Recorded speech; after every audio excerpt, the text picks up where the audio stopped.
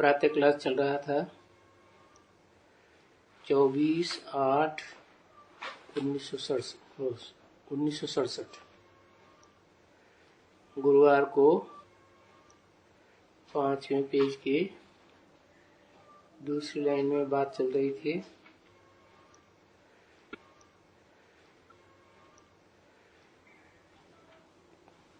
कि जो समझानी है ये तो बाप देते हैं कि शांति रखना है, सुख शांति की दुनिया आने वाली है। तो बताया कि बाबा का समझाने के ऊपर ही चला गया सारा रुझान।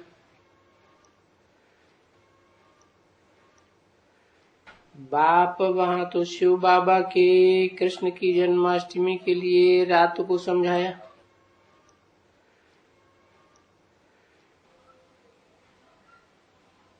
तो उस समय में प्रेरणा आई जो समझाए देवे। सुबह को उनका समाचार भेज देवे, भाई कैसे समझाओ। और समझाने की तो बहुत ही युक्तियां हैं, कोई एक युक्ति थोड़ी ही है। बाबा ने आते ही कहा, देखो विश्व में शांति, अच्छा कृष्ण का फिर से जन्म, चलो भला देखो ना, अभी कलयुग का अंत है और ये कृष्ण आ रहा है, सत्युग आने वाला है। तो कलाहीन कलयुग का अंत और कृष्ण के लिए 16 कला संपूर्ण सतयुग सामने खड़ा है। परंतु इससे पहले लड़ाई तो जरूर लगेगी, क्योंकि अशांति बहुत है ना, बहुत धर्म हो गए हैं, तो आपस में एक दूसरे की धारणाएं टकराती हैं। परंतु फिर कृष्ण तो आ रहे हैं ना, और अभी लड़ाई है तो कृष्ण तो आएंगे ना, क्योंकि महाभारत में तो लिखा है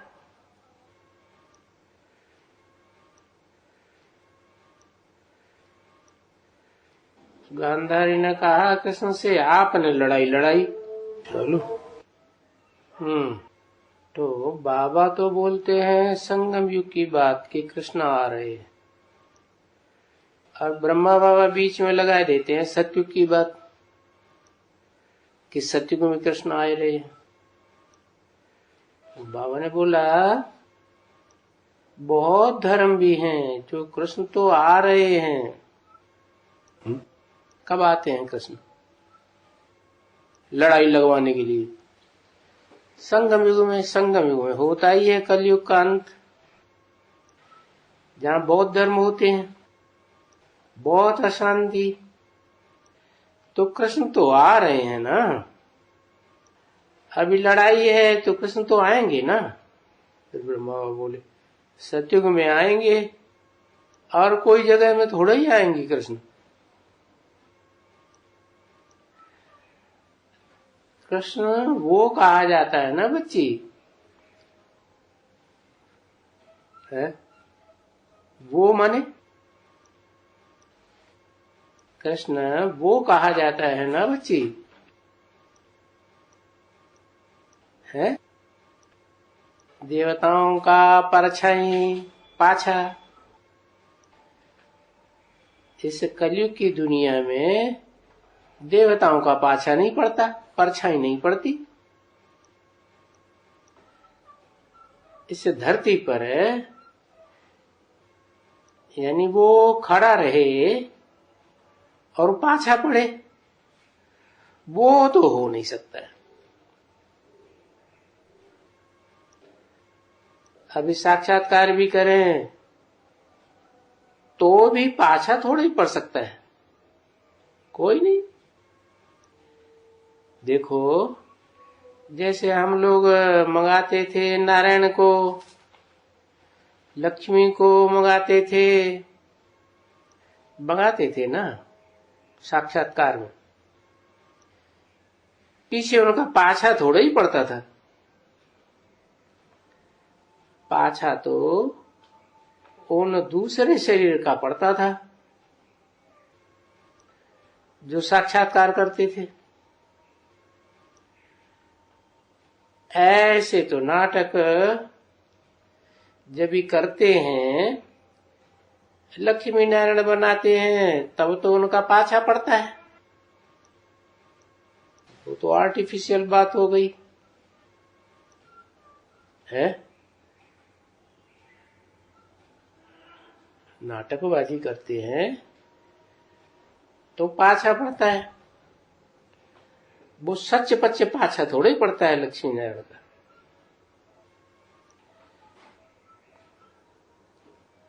तो सच्चे पच्चे का भी पाछा नहीं पड़ सकता है।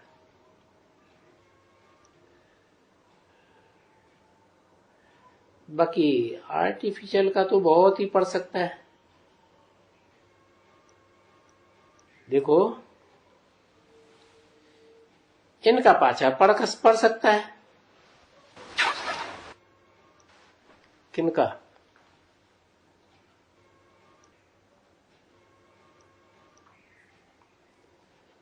इनको बाहर में, मंदिर में बाहर में निकालो तो देखो इनका पाछा पड़ेगा। परंतु ये मंदिर में तो जड़ है ना, चैतन्य थोड़ा ही है। चैतन्य का तो पाछा नहीं सृष्टि में पड़ सकता।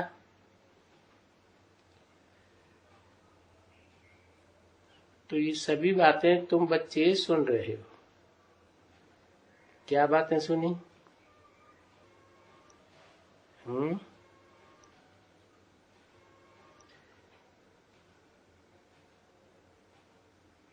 चैतन्य का पाछा नहीं पड़ सकता।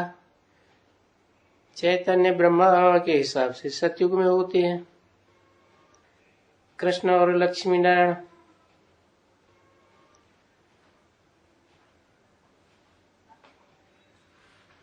इस सृष्टि में उनका पाछा नहीं पड़ सकता, क्योंकि तो सृष्टि पतित है। लेकिन ये बातें तुम किससे सुन रहे हो? ना, सुनने वालों की बुद्धि में भेद पैदा हो रहा है। तो बाबा ने बोल दिया, निराकार से शिव से सुन रहे हो या साकार से सुन रहे हो, ये जानते हो कि शिव बाबा हमको भिन्न भिन्न रीति से पढ़ाए के, समझाए के, ताड़ना करते करते सारी आयु लग जाती है।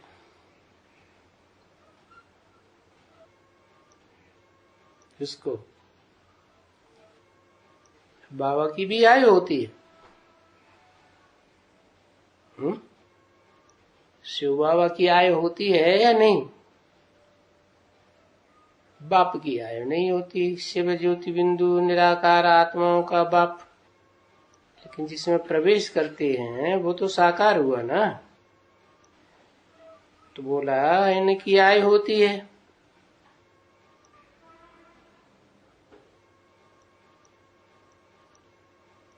बुढ़े बाप बन जाते हैं, कोई तो मरने तक भी बाप बन जाते हैं। कई ऐसे उनके कुटुंबी होते हैं जो बोलते हैं भाई हम तो सारी उम्र उनको समझाया, ये तो समझते ही नहीं है।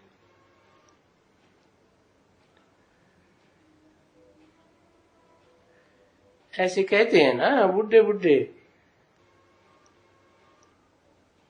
बहुत समझाते हैं, जो तंग हो जाते हैं बुढ़ेपन में, तो ऐसे कहते हैं। शुरू से ही इन्हें तंग किया है। किसने? इन्होंने। इन्होंने माने है, और शुरू से माने कब से? यज्ञ के आदि से ही इन्होंने तंग किया है, पिछाड़ी तक भी तंग करते हैं।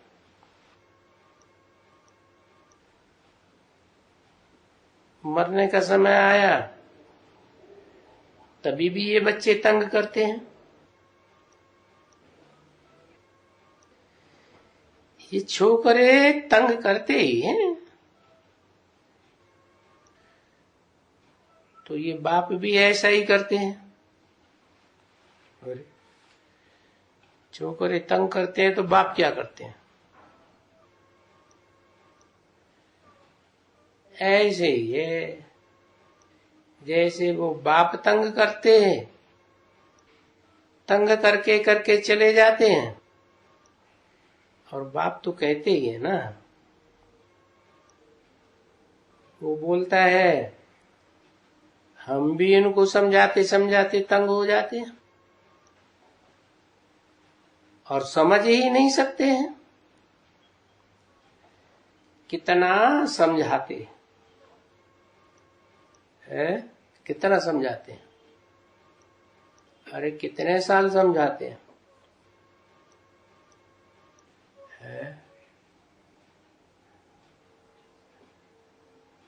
50 साल समझाते हैं।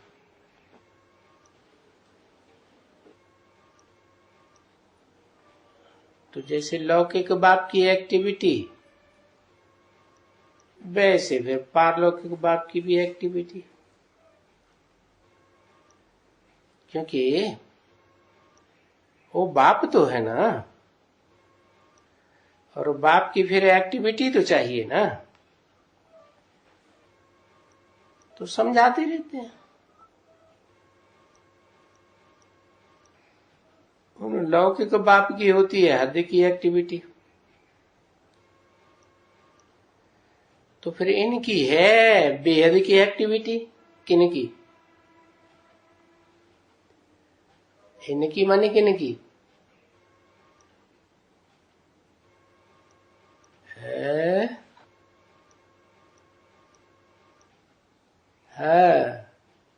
शिव की, शिव बाबा की। तो शिव बाबा एक है कि दो हैं?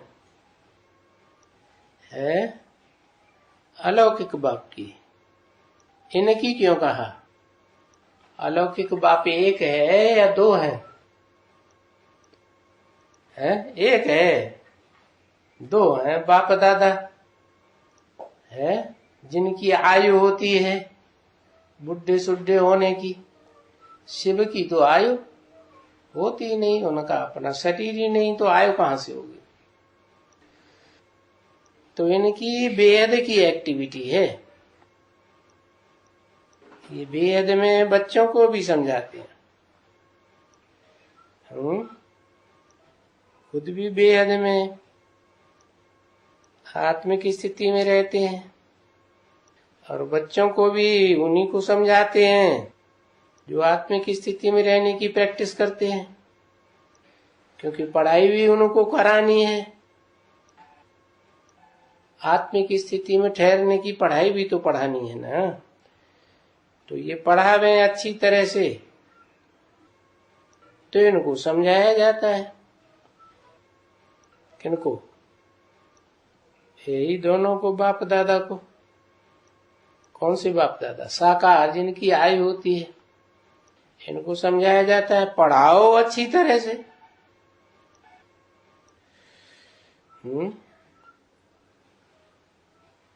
एक तो बड़ी बात समझाओ कि भाई ज्ञान अलग चीज है? कैसे अलग है? क्योंकि ज्ञान एक से आता है और भक्ति अलग चीज है। कैसे अलग है? भक्ति अनेकों से आती है। रावण से आती है भक्ति। तो रावण के कितने सिर हुए? 10 सिर हुए। तो 10 धर्म हैं जो अपनी अपनी अलग अलग बातें बताते हैं। तो वो सारा भक्ति हो गया। भक्ति को ज्ञान नहीं कहा जाता है। कभी इसके पीछे भागो, कभी उसके पीछे भागो, उसको भक्ति कहा जाता है। भागते रहते हैं। देखो, इस ब्रह्मा ने 12 गुरु किए, मिला कुछ भी नहीं। तो देखो, भक्ति अंधश्रद्धा की चीज है। अंधे होकर भागते रहते हैं। इसलिए ज्ञान को भक्ति नहीं कहा जाता, क्योंकि ज्ञान है जानकारी। जानकारी किसकी? मुख्य अपनी और अपने बाप की। अपने को जान लिया मैं कौन हूं, और अपने बाप को जान लिया मैं भी निराकार आत्मा ज्योति बिंदु, मेरा बाप भी निराकार आत्मा ज्योति बिंदु। फिर बात पूरी हो गई क्या? है? नहीं हो गई। क्योंकि निराकार कैसे पढ़ाएगा, ज्ञान कैसे देगा? देखो, सतयुग त्रेता में भक्ति नहीं होती। क्यों? कि वहां तो हर देवात्मा को अपना अपना पक्का ज्ञान होता है कि मैं ज्योति बिंदु आत्मा हूं, मैं शरीर नहीं हूं। इसलिए अपनी इच्छा से शरीर छोड़ देते हैं। और फिर द्वापर कलयुग में भक्ति आ जाती है, क्योंकि भूल जाते हैं कि मैं कौन हूं। अपन को देह समझते हैं। तो जिनमें धर्म पिताओं में देह भान है, उनका वर्चस्व बढ़ जाता है। तो कहते हैं ना, यथा राजा तथा प्रजा। तो ये भी दुनिया एक परिवार हो गई ना। राजाएं अलग अलग, तो राज्य भी अलग अलग, तो भाषाएं भी अलग अलग, तो समझाने भी अलग अलग। तो फिर द्वैतवादी द्वैतवादी द्वापर कहा जाता है। क्यों? क्योंकि दो दो बातें शुरू हो जाती हैं। क्योंकि हाफ समय में भक्ति है और हाफ समय में ज्ञान है। क्या? देह का वर्चस्व, देह भान का वर्चस्व भी आधा कल्प रहता है, और आत्मा का, आत्म भाव का वर्चस्व भी आधा कल्प रहता है। तो देखो, आधा आधा हो गया, जाया भी जाता है। दिन और रात, ज्ञान है दिन और भक्ति है रात। भटकते रहो, भागते रहो, मिलता कुछ भी नहीं। जैसे दिन रात होते हैं, वैसे ही ज्ञान और भक्ति भी है। ज्ञान में एक ठिकाना मिल जाता है, क्योंकि एक बाप ही ज्ञान देते हैं। उनको पहचान लिया तो इधर उधर भटकने की दरकार नहीं। जैसे मानसरोवर झील किसी को मिल जाए नहाने के लिए, तो फिर पोखरों टोखरों में क्यों ना स्नान करेगा? अभी समझाते तो बहुत है। सन्यासी वगैरह भी समझाते हैं, परंतु वो तो खुद ही पूरा नहीं समझे हैं तो दूसरों को कैसे समझा सकते हैं। उनकी बुद्धि में है ही नहीं, ज्ञान है दिन और भक्ति है रात, ऐसे ही चिल्लाते रहते हैं। ऋते ज्ञानान्न मुक्ति, ज्ञान के बगैर मुक्ति नहीं हो सकती। तो जब ज्ञान के बगैर मुक्ति नहीं हो सकती तो ये भक्ति क्यों करते हो, क्यों कराते हो?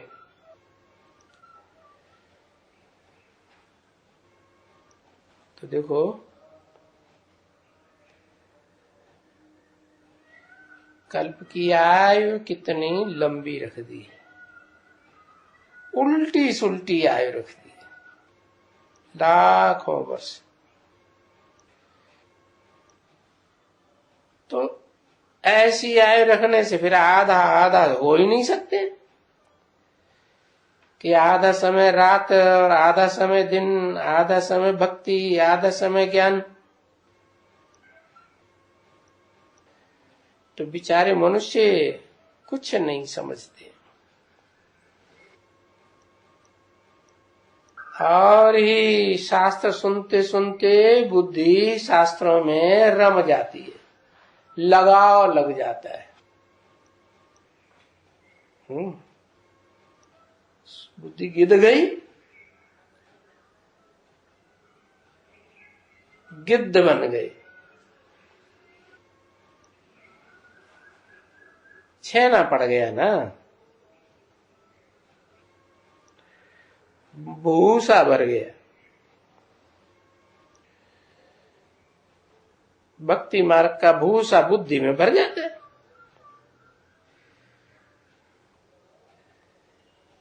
इससे जो आती है कोई नई चीज, वो बोलते हैं हम शास्त्र भी नहीं पढ़े हैं और हम स्कूल में भी नहीं पढ़े हैं। बाबा तो कहते हैं बहुत अच्छा हुआ, तुमने न स्कूल में पढ़ा न शास्त्रों को सुना, तो तुम्हारी बुद्धि कोरी है। इसलिए अर्जुन से भी कहा ना, तू वेद शास्त्र सब का ज्ञान कर्म कांड का भूल जा, फिर मेरी बात सुन। पूरा कागज बनेगा तो मेरी बात अच्छी तरह से उसमें छप जाएगी। कोरे कागज में लिखो और फिर लिखे हुए कागज में लिखो तो कौन सा साफ साफ दिखाई, अच्छे से कौन सा छापा बनेगा? है कोरे कागज का अच्छे से बनेगा ना। तो बुद्धि को कोरा बनाओ, कोरा कागज, क्योंकि तुम्हारी बुद्धि में ढेर सारा शास्त्रों का भूसा भरा पड़ा है ना। क्योंकि ये भूसा नहीं निकालेंगे तो फिर तुमको संशय आता रहेगा। संशय आता रहेगा, दुनियादारी का भूसा पड़ा हुआ है, तो रिजल्ट क्या होगा?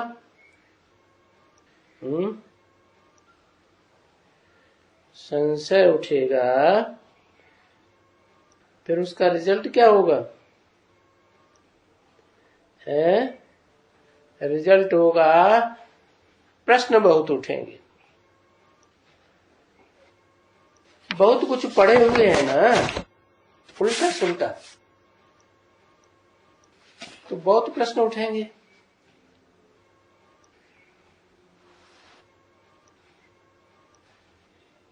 चौबीस 8/1967 की प्रातः क्लास का छठा पेज।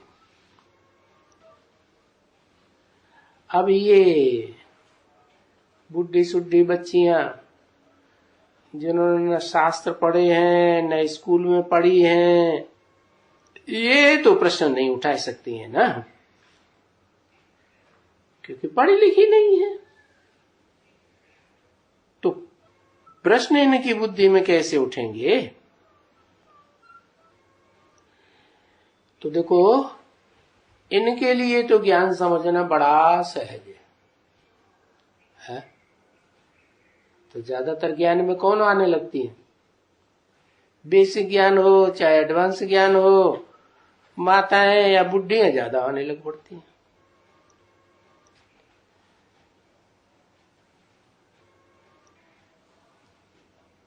तो जब सहज है उनको समझाना तो बैठ करके समझाना चाहिए। समझाने वाले समझते हैं ये तो बुद्धू है, ये तो कुछ समझेगी नहीं, तो उसको ध्यान नहीं देंगे।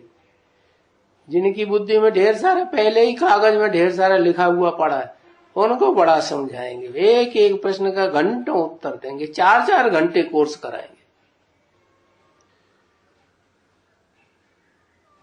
अगर कोई पढ़ी हुई है तो कहेंगे ये स्कूल में पढ़ी हुई है,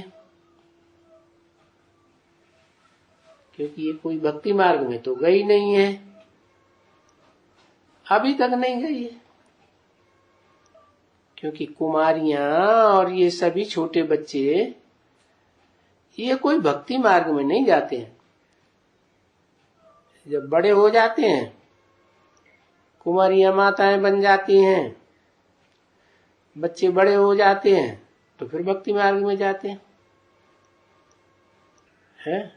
तो ये बच्चे जो हैं और बच्चियां, उनको पढ़ाई जाती है स्कूल की, तो उसमें लग जाती है। एक तरफ बुद्धि लग गई ना, तो बचपन में पढ़ाई अच्छी होती है, तो वो तो पढ़ाई पढ़ने में लग जाते हैं। एक तरफ बुद्धि लगी हुई है ना। वास्तव में भक्ति की जाती है तब जब वानप्रस्थ अवस्था आती है। क्या? न बचपन में भक्ति, न नौजवानों को भक्ति। वानप्रस्थ अवस्था आती है तो फिर भक्ति ही भक्ति। तभी संग चाहिए, कोई अच्छे भगत का संग चाहिए, तो फिर वो भक्ति सिखलावे। नहीं तो ऐसे हो नहीं सकता है। भक्ति भी करे और फिर धंधा भी करे, तो 2 नाव में पैर रख दिया ना। न भक्ति पूरी होती, न धंधा पूरा होता। नहीं,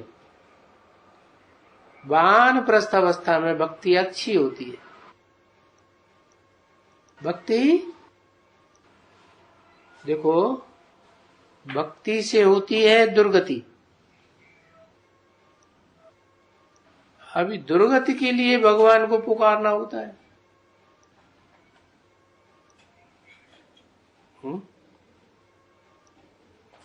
तो देखो, मनुष्य भगवान के पास जाने का समय है ये वानप्रस्थ अवस्था।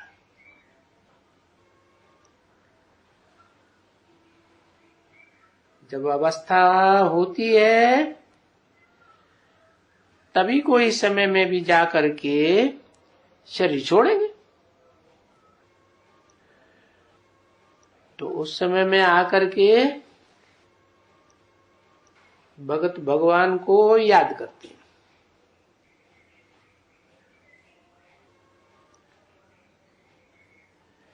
लेकिन भगवान को याद तो करते हैं,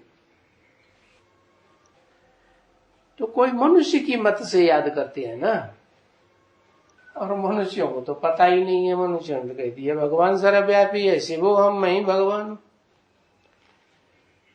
तो ये मनुष्यों की मत तो दुर्गति में ले जाएगी ना। तो देखो, ये मनुष्य धंधा दूरी छोड़ करके उन मनुष्यों के पीछे लगते हैं भक्ति करने के लिए। पीछे भगत कुछ भी सिखलावे, सन्यासी हो वो कुछ भी सिखलावे, अपने साथ यात्रा करने के लिए ले जावे। और किसको भी सिखलाए। जैसा जैसा फिर वो गुरु, वैसा वैसा भगत। गुरु जैसा सिखलाएगा वैसा वो भगत सीखेगा। तो भक्ति भी तो सिखलाते हैं ना। ऐसा कोई भी नहीं है, मनुष्य मात्र इस दुनिया में कोई नहीं है जो भक्ति न सिखलाए।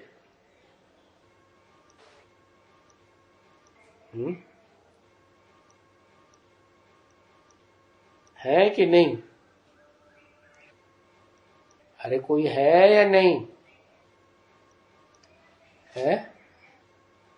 ऐसा कोई नहीं है, मनुष्य मात्र ऐसा कोई नहीं है जो भक्ति न सिखलाता हो। कोई है?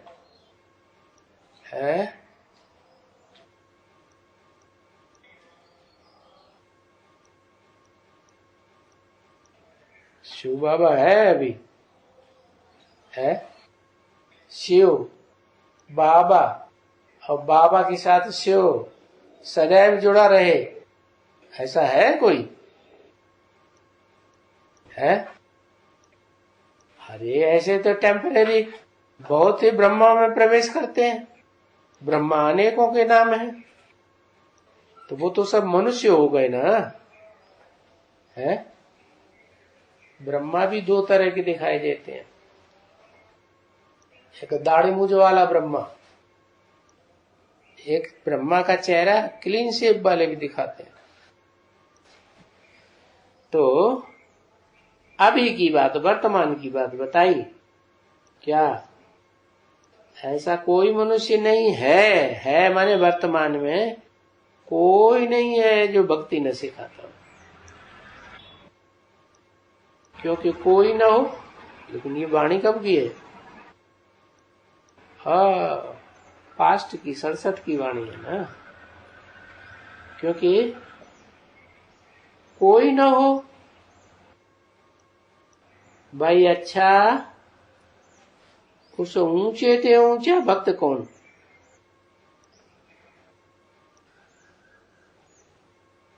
भाई अच्छा शंकराचार्य होगा, और क्या? उनसे ऊंचा भक्त कौन होगा? हा? वो तो इस दुनिया में सभी धर्म पिताओं को डाउन कर दिया, सबको साथ साथ में हरा दिया। तो लोगों किसको समझेंगे सबसे ऊंचा भगत? अब बताओ, कोई ने तो भक्ति स्थापन की होगी ना। है? बताओ, मनुष्य ने, कोई ने तो भक्ति स्थापन की होगी ना। मनुष्य ही करेगा या निराकार करेगा? है? ब्रह्मा बाबा ने भक्ति स्थापन की। फिर ज्ञान मार्ग किसने स्थापन किया? जो ज्ञान से नर से नारायण बनता है, उसी आत्मा की बात है।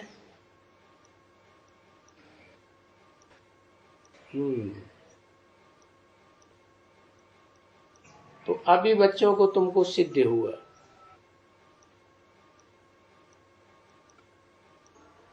आगे सिद्ध नहीं होता था।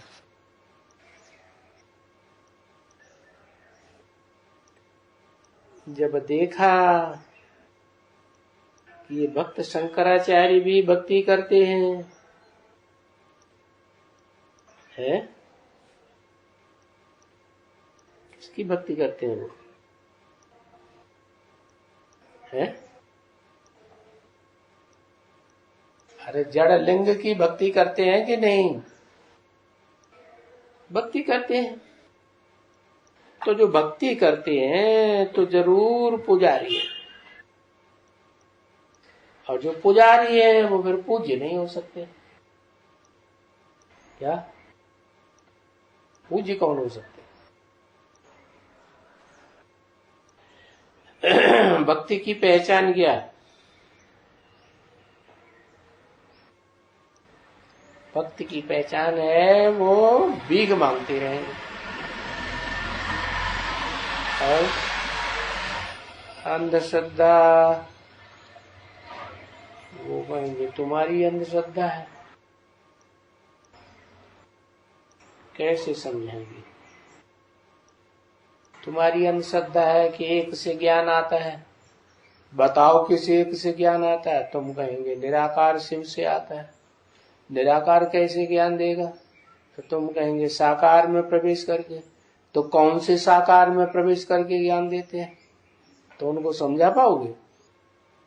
समझा पाओगे? घड़ी में हाँ समझा पाएंगे, घड़ी में ना ना हम नहीं समझा पाएंगे। समझा पाओगे उन शंकराचार्यों को? अरे अभी कह दिया हाँ समझाएंगे, तो कहते ना ना ना ना नहीं समझा पाएंगे है।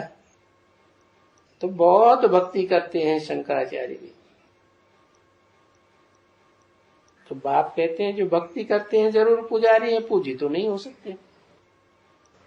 जो पूज्य होते हैं वो किसी का आधार लेते हैं क्या है? निराधार योगी होंगे ना।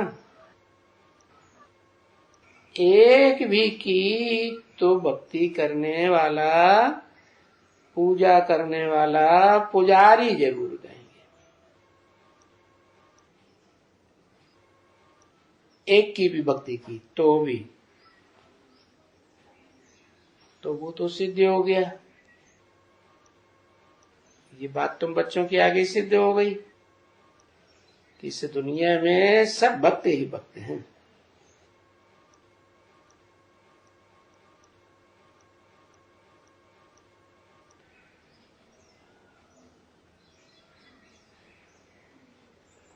पूजा करने वाले जरूर पुजारी ही कहेंगे। जो किसी की पूजा नहीं करते, क्या किसी के अधीन नहीं होते, उसको कहेंगे ज्ञानी।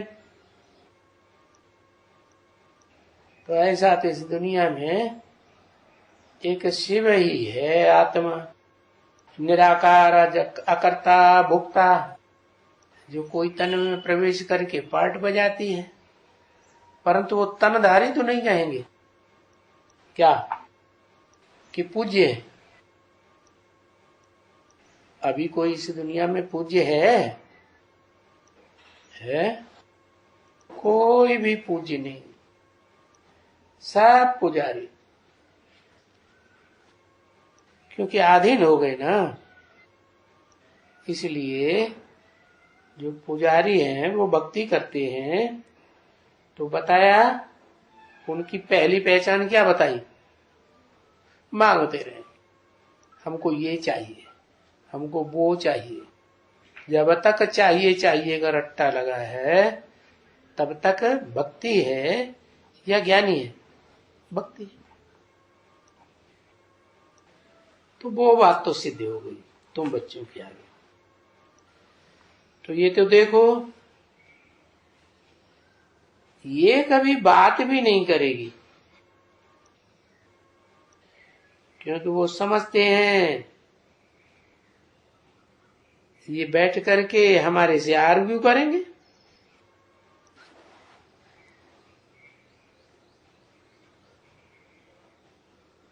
भक्त तो आर्ग्यू करेंगे ना।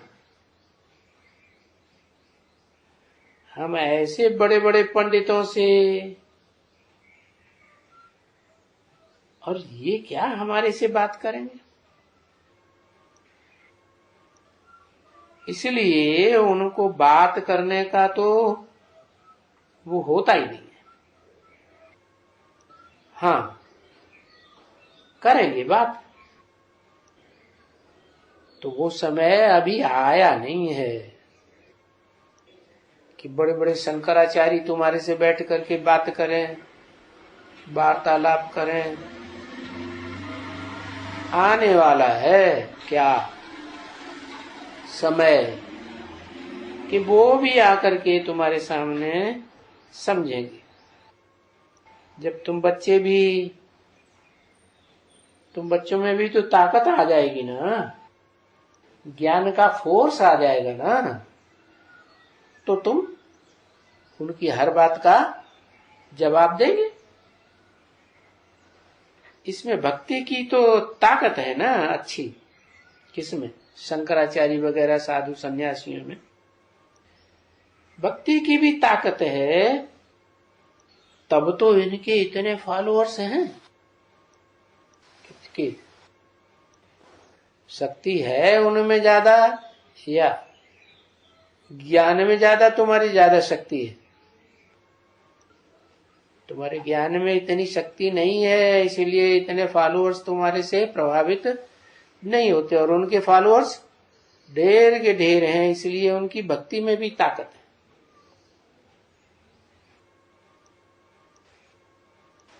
इतने भगत हैं जो उनकी भक्ति करते हैं,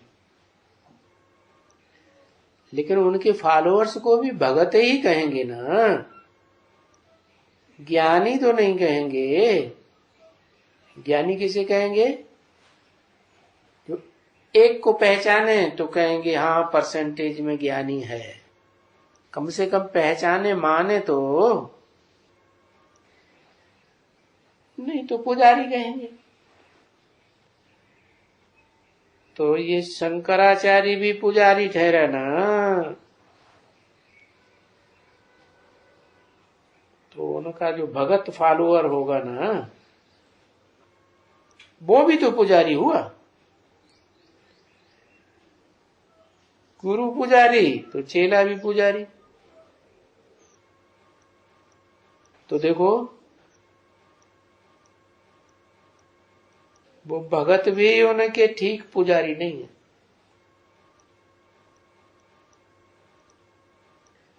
क्यों? वो भगत शिव की पूजा करेंगे। नहीं, वो गुरु लोग शिव निराकार की पूजा करेंगे, किसी देहधारी के सामने मस्तक नहीं झुकाएंगे। तो दूसरा आकर के और पूजा करेंगे। ऐसे नहीं है कि उनके सभी फॉलोअर्स एक जैसे होंगे।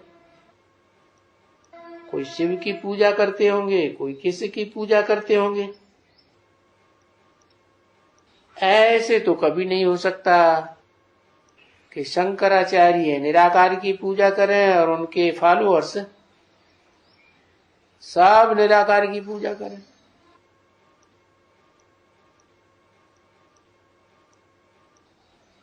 कोई किसकी पूजा करेगा, कोई किसकी पूजा करेगा।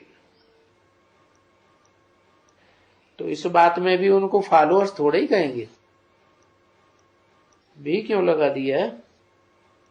और भी ढेर सारी बातें हैं। कई गृहस्थी कहते हैं सन्यासी से हम आपके फॉलोअर हैं। अरे सन्यासी ने घर घाट छोड़ दिया, जंगल में जाके रहता है, कफनी पहनता है, लंगोटी पहनता है, तुम क्या करते हो? तुम भी पहनो, तभी तो फॉलोअर हुए, नहीं तो फॉलो कहां करते हो? ऐसी ढेर सारी बातें हैं जो कह देते हैं झूठ कि हम आपके फॉलोअर हैं। वो गुरु लोग भी समझते हैं ये हमारे फॉलोअर है, सब झूठ। फिर बाबा कहे ये सभी झूठ बातें हैं, क्योंकि जो भी उनके फॉलोअर्स हैं उनसे भी ये बात पूछना चाहिए कि क्या आप एक शिव की ही पूजा करते हो और किसी देवी देवता की पूजा नहीं करते हो? तो जो पूजा करते हो वो तो पुजारी हुए ना, तुमको पूजी तो कह नहीं सकते है। तो शंकराचार्यों को कहेंगे कोई कि तुम पूज्य नहीं हो, तुम भी पुजारी हो। वो कहेंगे हम किसी देहधारी की पूजा नहीं करते, हम तो शिवलिंग की पूजा करते हैं। उनसे कहें कि आप जो शिवलिंग की पूजा करते हो वो भी प्रैक्टिकल साकार रूप में होता है या नहीं होता है? कहते हाँ, शिव शंकर भोलेनाथ कहते हैं ना। तो तुम्हारा शंकर साकारी मूर्तिमान है या अमूर्त है? मूर्तिमान है ना। तो उसको तुम बड़ा मानते हो या नहीं मानते हो? है? उसको उसके सामने मस्तक झुकाते हो या नहीं झुकाते हो? तो तुमको पूज्य कैसे, वो पुजारी पूज्य कैसे कहेंगे? पूज्य तो कह ही नहीं सकते। यह पूज्य होता है या पुजारी होता है जो पूजा करे? तो देखो यहां इस दुनिया में सब पुजारी है। क्या कहा? सब भक्त है। बताओ, कोई ब्रह्मा कुमार कुमारी कोई कहे कि हम भक्त नहीं है, हम तो ज्ञानी हैं। कोई प्रजापिता ब्रह्मा कुमार कुमारी कहे हम तो भक्त नहीं है, हम तो ज्ञानी हैं। तो क्या पूछेंगे उनसे? है? अरे कोई प्रश्न करेंगे काट करने के लिए, बाबा की बात रखने के लिए? क्योंकि बाबा तो कहते हैं कि पूज्य पुजारी नहीं हो सकता, पुजारी पूज्य नहीं हो सकता, और सारी दुनिया पुजारी है। तो जब सारी दुनिया अभी पुजारी है तो कैसे उनको सिद्ध करेंगे कि तुम भी पुजारी हो? क्या करेंगे? है?